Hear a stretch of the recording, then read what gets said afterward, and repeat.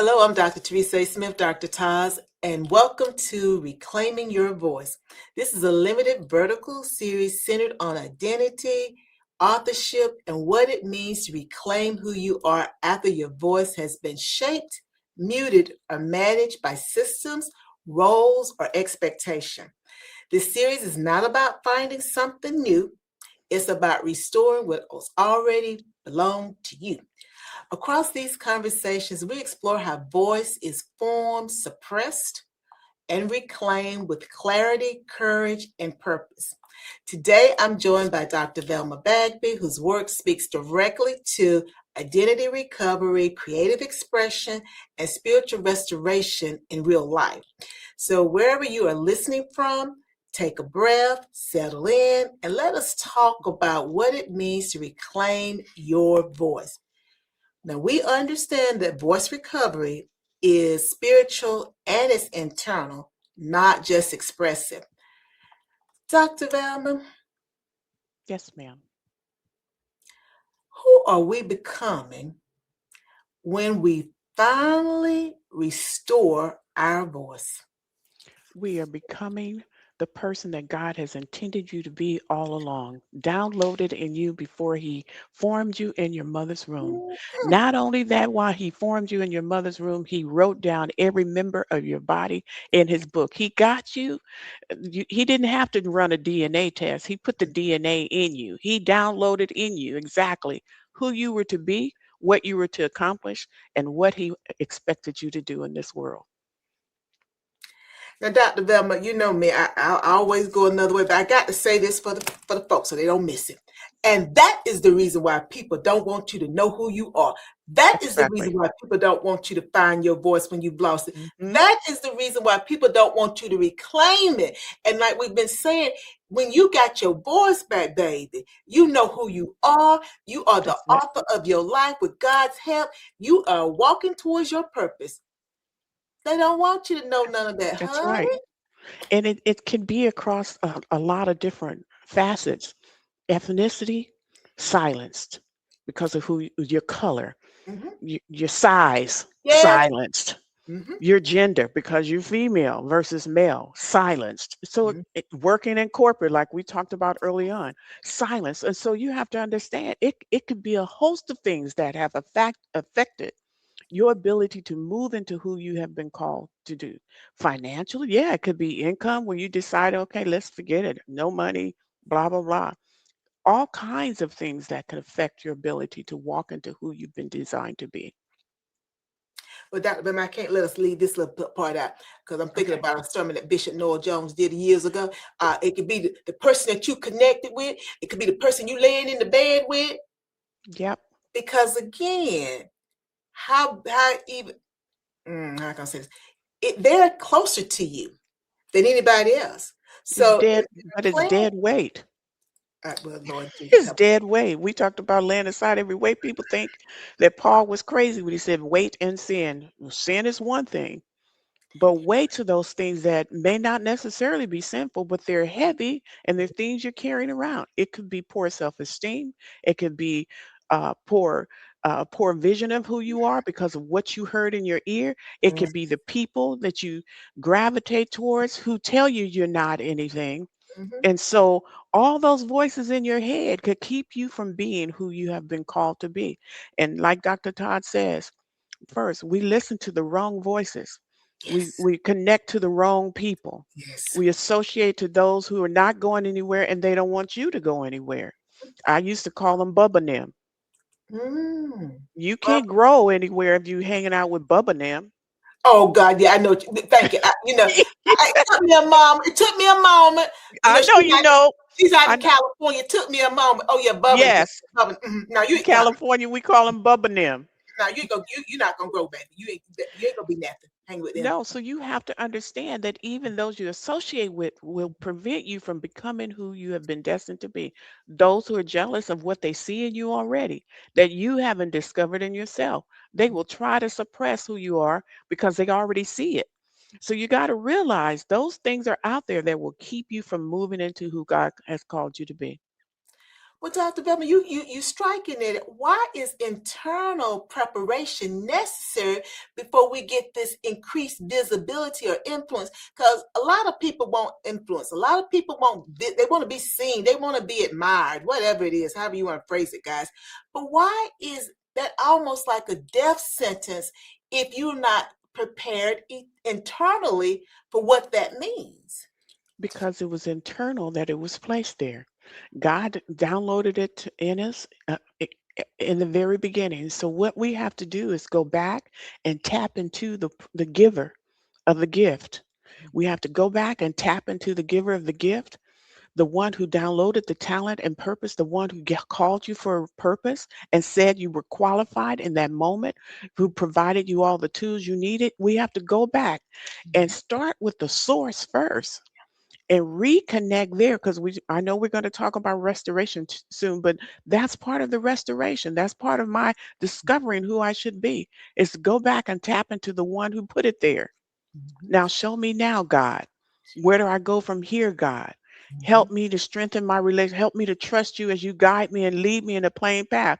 When we lose that, we have no guidance, we have no compass, we have no direction, we don't know who to trust. That spiritual discernment that you have to have in this world, in the people that you meet, the people that you think you're going to trust. No, sometimes, God, I don't know why I just met this person, but you show me why. And sometimes God will say, no reason at all. Keep moving, I can't with you, Dr. Velma. No keep reason at moving, all. Keep on moving, honey. keep moving. And I appreciate that. And that's why you got to go back and tap there first, Oh, Jesus. then begin. But until you do that, you have no source of wisdom, no source of direction, no compass, no nothing, because the one who gave it to you in the first place, the gift giver, Yes. knows exactly what you need to do and where you need to start. So you're saying then that that spiritual or emotional purification has to help shape our leadership capacity. And when I say leadership, guys, I'm not meaning that's got to be part of your work title, because Right. every part of our life, we are leaders. We should be self-leaders for our. Absolutely. You should tap there first, because everything is spiritual. We just don't know it. Mhm, We don't recognize it or acknowledge it. Everything is spiritual. This is all God's doing. mhm, God owns it all. Until you tap into the source, you won't see the full vision, you won't see your full purpose, you won't see the route to where the route you have to take to get there, you won't see it. But with his guidance and wisdom, then you'll understand, you'll know. And guess what? You become unshakable. You become immovable. You become stronger. You know not to accept, whether they say the words that mean nothing, uh-huh, that are hollow, mhm, you'll know not to accept the things that people promise or try to tell you what you need to do, because there's nothing behind it. nothing. Ooh, Jesus. Dr. Bell might be wanting to get up and run this room, but I clap. They're gonna say, "What is wrong with that woman?" Sometimes with you, I just y'all don't be understanding what Wow. she's putting down. Y'all need to listen now. Yeah, if they words don't mean nothing. They don't mean nothing. So then that goes into that misconception Yep. that people have about their purpose and their calling. So how is it that we get that twisted? Because you've talked about we got to go back to the source. Is it that we in this corporate environment, Hmm. and guys, remember corporate is everything because we really Right. talk systems. Is it that we get so overwhelmed by that particular system that we we just get this, well, I guess so, we just get deceived. Not only deceived, sometimes we get the big head. They Well, give you a promotion in corporate and you think you all that in a bag of chips come on plus now, a soda. come on now, come And on. so, no, you have to understand who opens the doors for you, who made that possible. Because I used to always, even in what I do, God, close the doors I don't need. Yes. Shut them, Lord. Help me not to walk into the ones that are not for me. I don't care how big and wonderful they look. I Mhm. don't care how many dollar zeros beyond the dollar sign. That's not what's important to me. Help me to walk into the doors that are for me, Mhm. that are the ones you've designed for me. And so it's important. But when you get into corporate and you start grasping onto what you think is important in corporate and then feel like you're all of that, then you're going down the wrong track. Really, you are. And so I want to always remain humble and grateful and thankful for every door God opens for me, every insight He gives me, every time He exposes a devil in the mix of the conversation and lets me know, not that one right there. Now, don't do that. Don't listen to them right there. Don't. Mhm. Then I'm grateful because having that wisdom helps me to avoid a big mess that could have occurred in my life had I connected with the person anyway. So it's important for us to stay connected and grounded to the giver of the gift. Well, now, Dr. Velma, that is so, I agree, that is so important. But how do I do that? What practice will help me to sustain that authenticity over time? Because that's what you're saying. If I Hmm. know that everything happens because of the gifter, and I know I got to stay plugged into him, Yeah. how do I do that with all this noise from these different systems in my ear all day long? What do I Well, do? scripture teaches us we're in the world, and the worldly system is Mhm. run by the one who's not God, that tried to be God and got kicked out of heaven. And Well, so well, he's over the systems. And so well. that's what we have to be. So we'll see his ugly head show up every now and then because he's over the systems, the worldly system. Every time you say the word worldly, that's exactly what we're talking about. And so even in corporate, they're driven by what we just talked about, status and the big head. And Mhm. I'm the one at the top. I got the money. I make the decisions. They're run by those kind of things. And so we can't get caught up in that. Yeah, we have to have a job and yeah, we have to do our job well. But you Mhm. can't get caught up in the net Mhm. because you're gonna find yourself like Pinocchio. Oh, Dr. Velma, you ought to stop with that. Now she's saying that you're gonna be the puppet, and because they always gonna be the puppet master, baby. Yeah, Let me help y'all understand. And y'all read them the expression that Dr. Taz be doing, stretching absolutely. my eye. You gonna Yeah, be the puppet.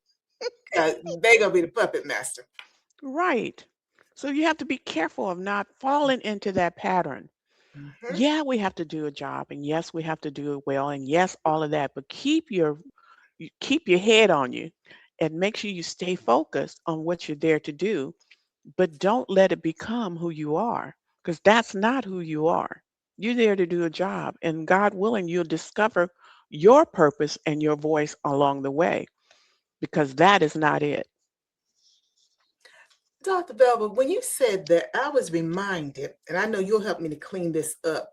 Hmm. Years ago, when I had my Damascus Road experience, is what I refer to it as, and I went a whole year. I didn't listen to any secular music, and I love music. Yes, Mary J, I love music.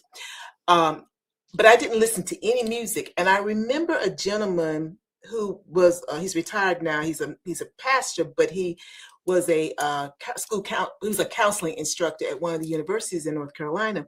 And I Hmm. asked him at the conference because I was trying to find my way. I was trying to understand what is this, Right, and how do I navigate this world because I wasn't expecting this world that I'm now in.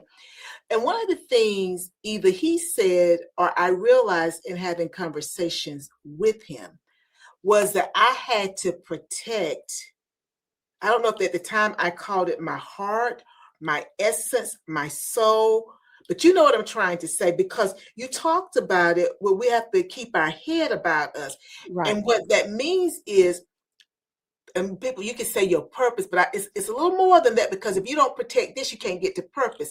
I That's right. had to protect, I'm going to say it this way, I had to protect what I realized that God was awakening in me. Uh-huh. And in my mind, I knew that I had to always, and I haven't been good at it, guys, but we see what be happening to me.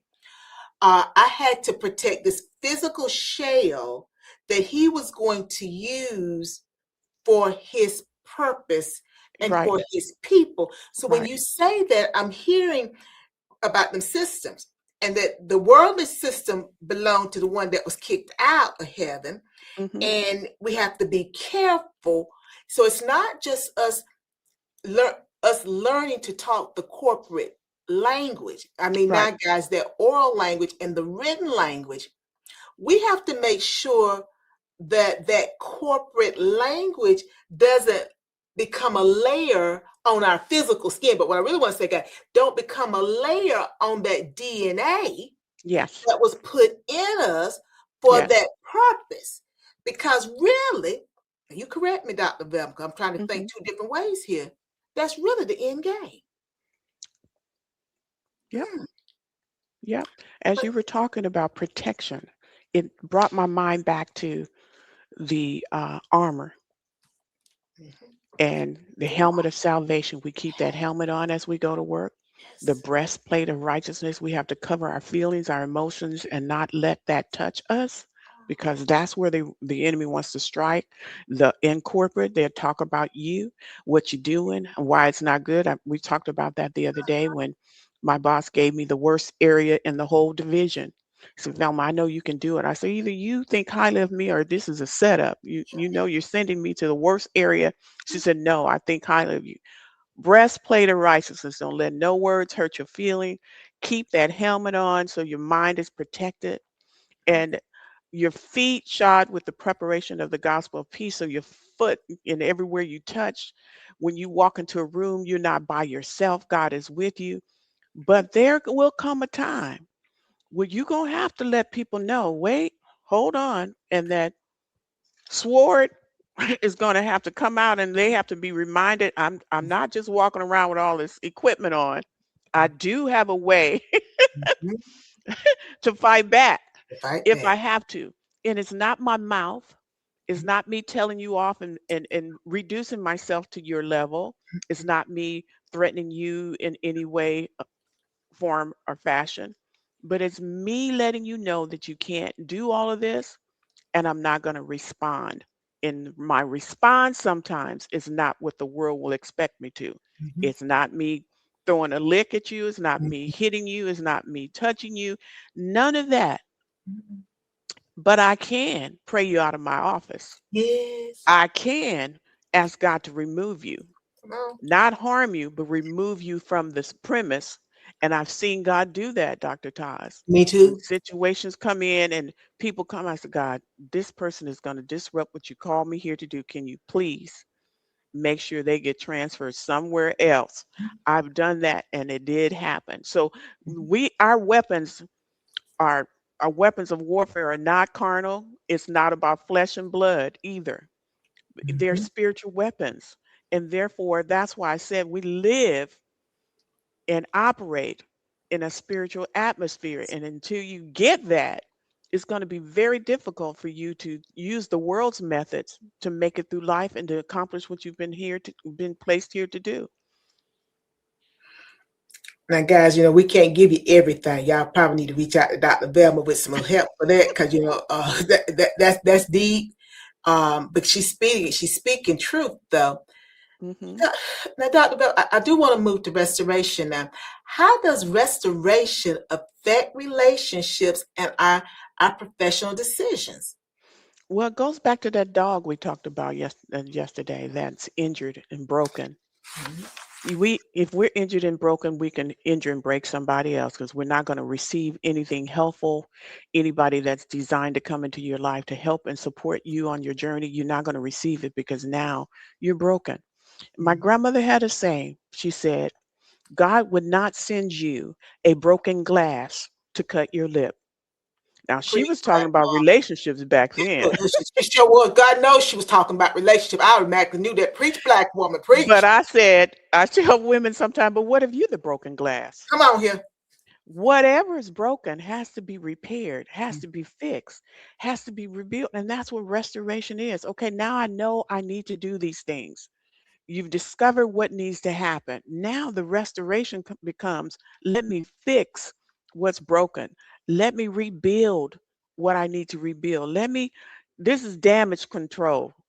Let me get all of this in order. Let me reinstate all the things that I had been placed in me. Let me reinstate them to the former condition so that to my former status so that I can now be who I've been called to be. So there's work to do. And I think there was something you said in the notes about preparation before visibility. Do the work first. Get this stuff done that we were talking about. Do the restoration first. Get reset whatever caused you to get torn out and off the path that you've been called. Reset. And in this reset, fix. It's not preparation, is about restoration, really. Fix what's broken. Recognize habits that hinder the process. Some of Dr. them Bell. habits could be people, your habit of hanging Yes. around with the wrong people, your habit of listening to the wrong people, habits that hinder your progress. Fix all of that. Then reinstate yourself to the former condition that you had before all of this happened and start from there. Dr. Bell, I'm just shaking my head at that. What is wrong with her? Because you see, Dr. Bell, first of all, I'm just Teresa. I'm just Teresa. And Come she on, just Dr. knows. Taz. Now I'm just Teresa. Lots of time people don't want to go there. Because Mm-mm. you see, that's going to cause a lot of work. And you want me to admit that I don't have it together, that I need to go and do some restoration and I got to go back and get myself prepared. Well, maybe for some people, Dr. Velma, when they got to go back, they may have to go back when they were 10. Then go back. I'm 80 now, Dr. Velma. Then I go can't back. go back. I ain't going back. I ain't going back. Like my Look, niece told me years ago, I I hit won't a be back. rough patch in my marriage. Okay. And what it caused us to do, both of us, is go back to our childhood. And he had to go back to his father and his stepfather, apologize, ask for forgiveness because I had to go back to my dad. My mom was already with Jesus, but I had to sit there as if she was sitting there with me, write to her and tell her the things I needed to say to her. And I'm telling you, it was like my mom was sitting right there. Whatever it takes, because some of the stuff we picked up along the way, we can't carry it into where God has taken us. It's weights and will get in the way. In some cases, it's sin. In our case, we created sin that fell upon us. The curse of divorce is what fell upon our lives because of what we did and what we said. So I'm telling you, yeah, this is not one of those feel good moments. Mm-mm. It's where the rubber meets the road. It's time to get it right. It's grow up time. It's time to put your big girl design. Not gonna say it. Put your big girl skirt on. I'm not gonna use what we normally use, but No. it's time for you to grow up. Put the childhood clothes away and time for you to grow up. And that's what it means. You can't run from the problem because the problem is in you. And you telling me you're gonna keep the problem, Yes. keep it close. You're Yes. never going to move into what you have been called to move into. Get rid of that junk. That's what it is. It's junk. So But that, all of that affects your ability to be successful, affects your ability to find the right mate, affects your ability to move into your purpose. All of it does that. And so if those things are important to you, absolutely I'm going to do what I have to do. but that means I've got to be able to access my humility because I got to understand that this process that you're saying that I got to go through, it's big. It's one, it ain't even about me. It's about my purpose. But you see, because you said I got that big head, I'm all that in a bag of chip and a coat. So you see, I can't. I've been doing it for 50 years. I've been doing it for 80 years. I cannot turn this off, but I'm still stuck on insanity because I think I'm gonna get a different result. And you said yesterday, I believe it was yesterday, but on the episode, Les Brown, some of the most fruitful place. You didn't use Hmm. that link. That's what I'm gonna say. Is the cemetery. It's All the the cemetery. ideas. The richest place is a cemetery. Have you Died never? with the person because many of them probably did what we're talking about now. Yes. Why should I have to go back? I don't want to go back. I don't want to have to revisit that time in my life. Some people say that Mhm. and won't. And And they will guess what? not. Mhm. You won't go into your purpose either. No. But Uh, if you want to honor the one who gave it to you in the first place, mhm, mhm. that's a part, like you said, Dr. Todd, that's a part of humility right there. You have to just humble yourself Yeah. and do what's necessary. Some of this stuff you have to let it go. Let it go, guys. Yeah. Disney did a movie. They did, I think, two parts of it. Let it go. Yes. Come on, let it go. Yes. And I think about, you know, and I'm not getting ready to bash ministers, but I'm gonna tell you something about some ministers too. I think about some ministers that I have met over my lifetime, Mhm. and people, and I'm using them because they're supposed to be people of faith, and they're supposed to be sent by God. It's a balancing act. You got to control that demon. And I'm calling the demon guy because I'm talking about the flesh right now. I'm not Yeah. saying that we are demons, but there is a beast. Maybe it just lives within me. The Mhm. Incredible Hulk, that beast. Don't make me angry, Mr. McGee. You don't like me when I'm angry. And that's always been my saying since I was a little girl. Don't make me angry. You will not like me when I'm angry. Because once the beast comes to the surface, it takes a lot for me to pull that beast back down. So I, Mhm. I really try not to let him come. And I said him, not her. But because I think about some things that ministers have said to me, and if they were aware of the voice, and what I'm getting at now, guys, is y'all have got some church hurt. They let their human voice go. Your example, letting your human voice and your human wants and desires Right. impact what you're supposed to be doing as a pastor of a church. And Right. then you make these little statements and you really out of your place. But when I have to come and tell you out of your place, you think Sister Smith is out of her place. No, baby, you was out of your place. Because if you were operating with the real corporate, meaning God now, operating with his voice, you wouldn't say some of the things that you say. But you Absolutely. are letting your Absolutely. humanness bleed That's through, right. and, Your and, and you flesh. talk like your flesh, and then Mhm. you think that we're supposed to accept that. No, No. baby, you need to go work on that. And you need to Yes. be humble enough to understand that even as a man or woman of faith, sometimes my real person, and it don't mean that Mhm. you're not being real as the pastor. That's not what I'm saying. But there are three faces of Eve. There are many faces of us.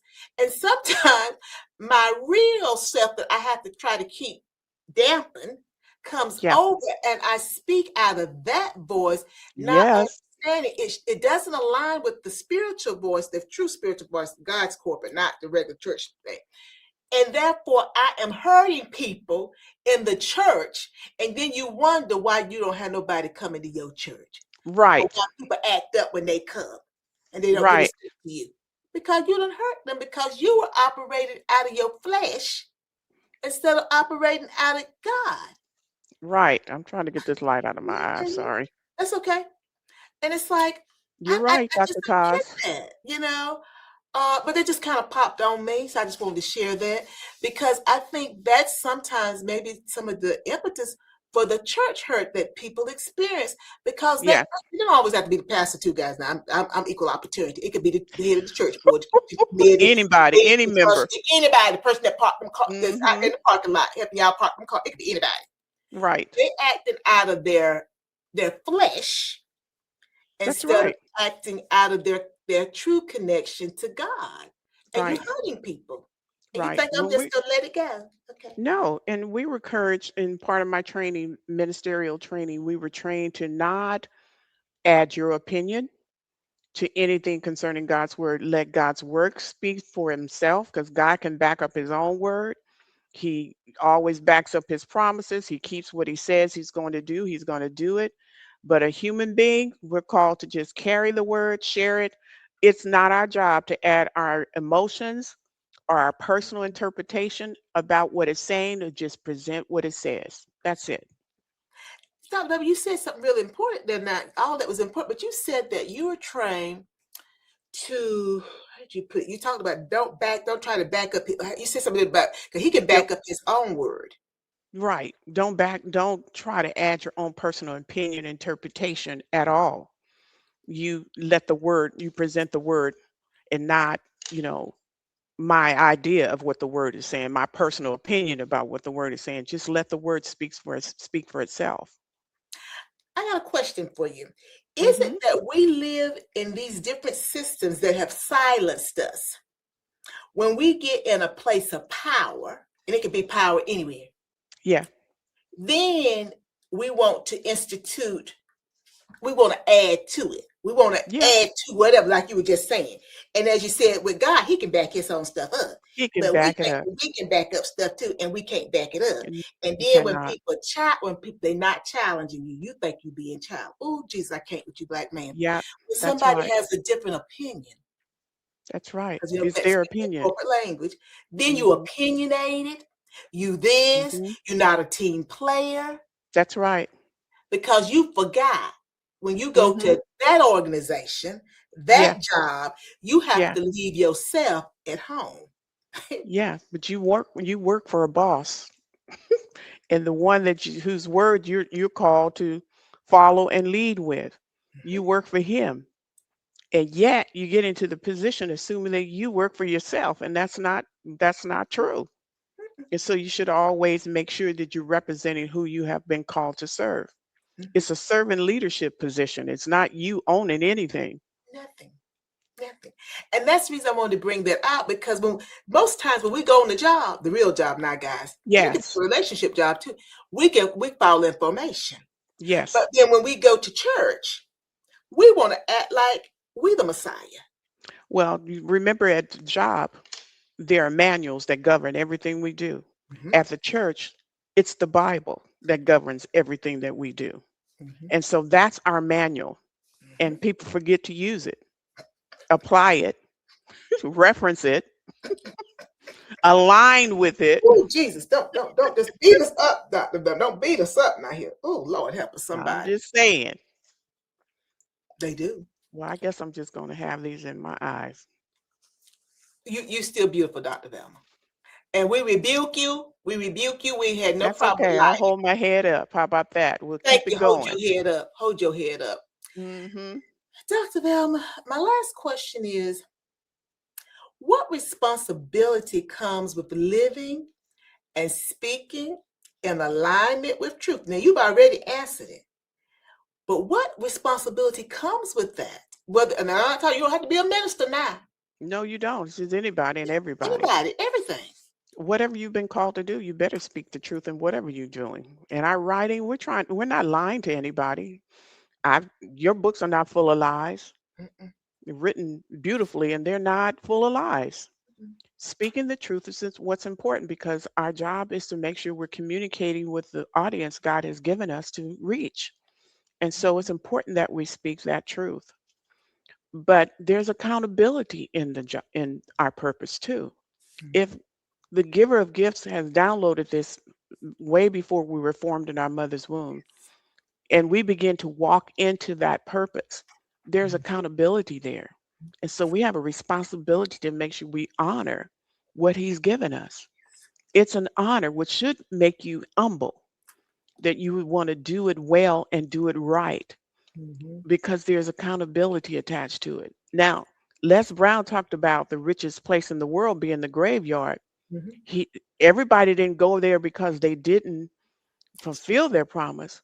It could be that God set them down because they weren't doing what they were supposed to be doing. So therefore, it's they yeah. didn't accomplish what he had hoped they would because they messed up.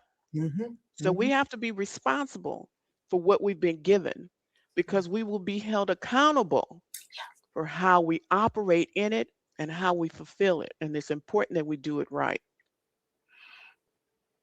Well, Dr. Velma, that was a final word right there.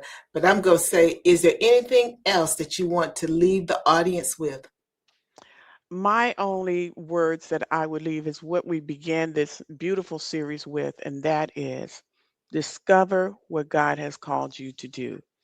Begin to seek what He has called you to do, your purpose. Make sure you get out of the paralysis. Make sure you move out, deal with the laryngitis. Make sure you discover what exactly your voice is and how your voice should sound and what it should look like. Take your time in that preparation stage. Get rid of the gunk and the junk that you have to get rid of so that you can ride this thing out the way it should be. And with God's help, you'll move into your purpose with grace. And there won't be anything in this world that can stop you once you're there because there's an audience waiting for you. It's not a competition because who God called me to talk to is not necessarily who God called you to talk to. And what God has called me to say is not what God has called you to say. Do you? I think that was something Dr. Taz and I said in the very beginning. Just be you. Mhm. Well, Dr. Velma, it has been an honor having this time with you. I want to say to our audience, thank you for spending this time with us. Reclaiming your voice is not a single moment.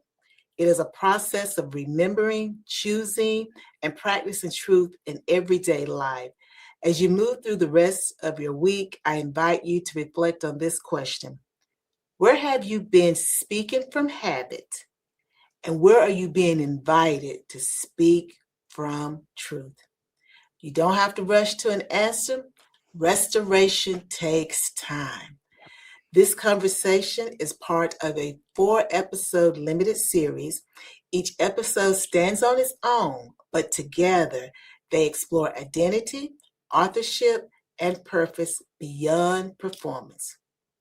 And until next time, before you go trying to take care of someone else, please make sure you take care of yourself first. Bye now.